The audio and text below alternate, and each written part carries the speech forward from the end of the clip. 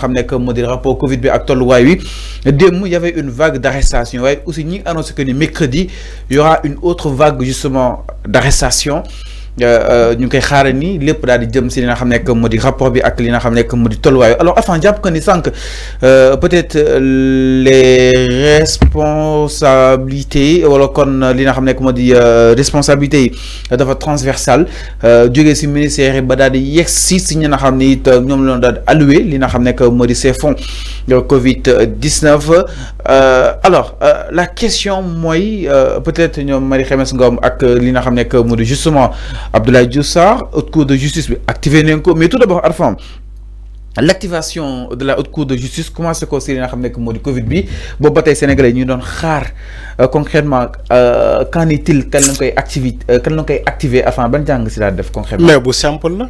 man tey mën naa la ñëwaat ci ñu convoqué. parce que yooyu yaay naan il paraît que mercredi prochain day am beneen vague.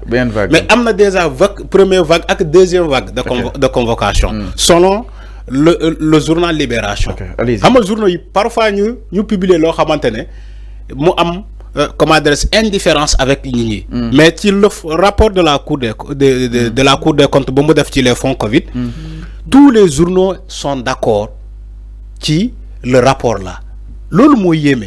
alors première convocation bi lan la ñuy wax ci première convocation bi la première vague de convocation ñu ngi tudd Mamadou Ngom Niang il est ancien DAGE du ministère des Sports Mamadou Ngom Niang ñu ngi tudd aussi Mamadou Sène ancien DAGE du ministère de la Jeunesse et son frère Mamadou Sène encore DG de la Kawsara donc business service.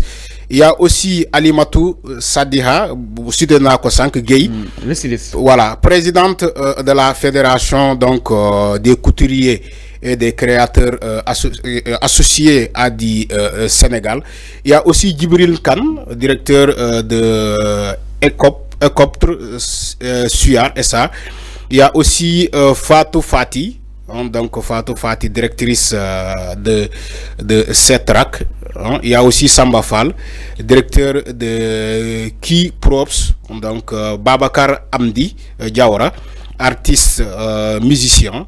Il y a aussi Abdoul Aziz Mbaye, communicateur donc traditionnel, arrêté hier. Lolu moy première convocation bi, deuxième vague convocation bi, Ousseynou Ngom, DAGE du ministère de la Santé, Babacar Sen, directeur de l'hôpital Kaffrine, Mamadou Ndiaye, directeur de la prévention, Moussa Samb Daf, directeur de l'hôpital Dalal Jamm, même Dalal Jamm bu fa ma dëkk il a été épinglé, le directeur de l'hôpital de Dalal Jamm.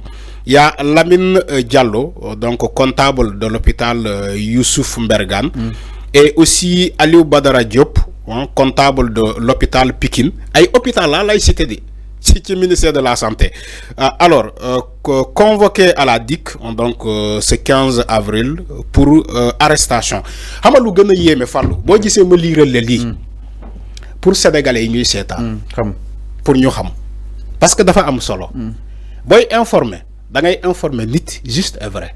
lii ay journaux ñoo ko titré te journaux yi ñu ko bind dañoo sukkandikoo ci les convocations et le rapport de la cour des comptes boo xamante ne moom moo épinglé ces personnes là mais lu gën a yéemu da ngay gis ay tour yoo xamante ne ay borom costume cravate doo mës a xalaat moo tax ma ne la bi ngay wax ci le griot Abdoul Aziz Mbaye ma ne la bul dugg foofu c'est sensible. non dugg foofu. voilà d'accord merci alors tey ñan la ñuy citer ay DAGE ay directeur général de l'hôpital Dalal Jamm, de l'hôpital de Kaffrine, de l'hôpital Youssou Mbergane, ay directeur hôpital.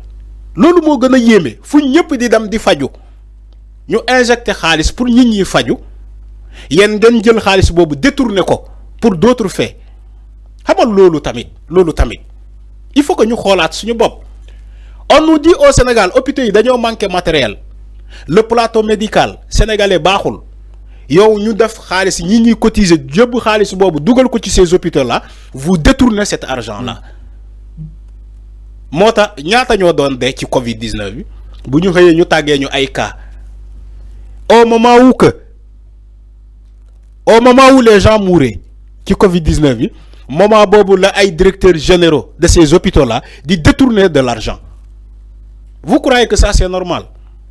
Est-ce que Fallou vous croyez que ça c'est normal? C'est pas normal, c'est pas normal. Là. Directeur hôpital bu détourné xaalis. Mais le communicateur traditionnel moom day ne moom tamit foog mu détourné kon. Le musicien moom tamit day ne foog ma détourné comme sagam ay directeur hôpital ñoo nekk di détourné te ñoom ñëpp ils font partie du même cercle. Gis nga ñi ma cité ni ñoom ñëpp ils font partie du même cercle ay bandits lañu. Conglomérat de bandits. Aujourd'hui, ils ont démantelé ce réseau-là.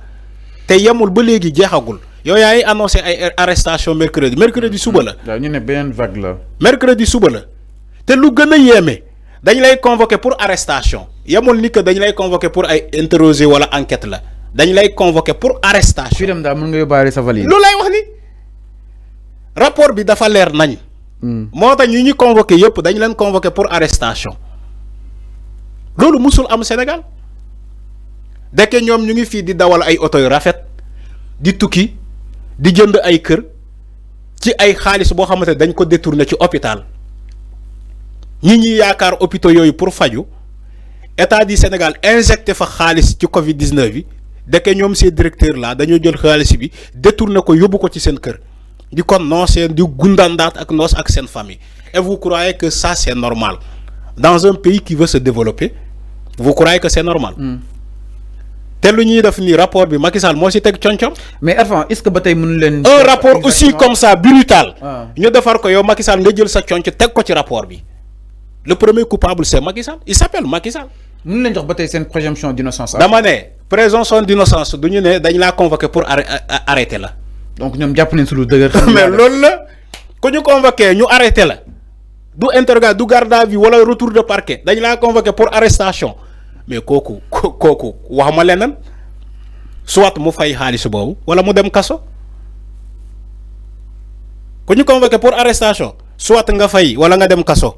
Alors mais avant peut-être c'est très important par rapport aujourd'hui pour ñu mëna neutraliser ces pierres yi nga xamni itam ñoo fi nekkoon doon foowee li nga xam nekk moo di xaalisu réew mi concrètement mais quel est le problème en fin de compte, c'est-à-dire le pourquoi Sénégal suñu gestion tardé à peut-être dëppoog si li nga xam nekk moo di doxin wi jamono ji pourquoi secteur bu dugg avant mu am li nga xam nekk moo di ay ñu njaaj Jacqueline Toupé a fait justement une très belle intervention.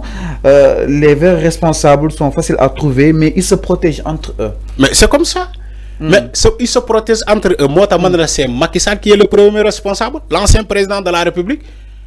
Mon le rapport, il a mis son coude sur ces rapports-là. C'est Macky Sall. Si Macky Sall coopérait pour nous traduire en justice, aujourd'hui, on ne serait pas là. Mais le premier protecteur de ces détourneurs-là, le premier protecteur de ces voleurs-là, c'est Macky Sall. Alors, enfin, sur la c'est Macky Sall. Du côté de la régie, Tafa, par rapport à Kan Fatek Tay, di ki nga xam ne que moo di Serigne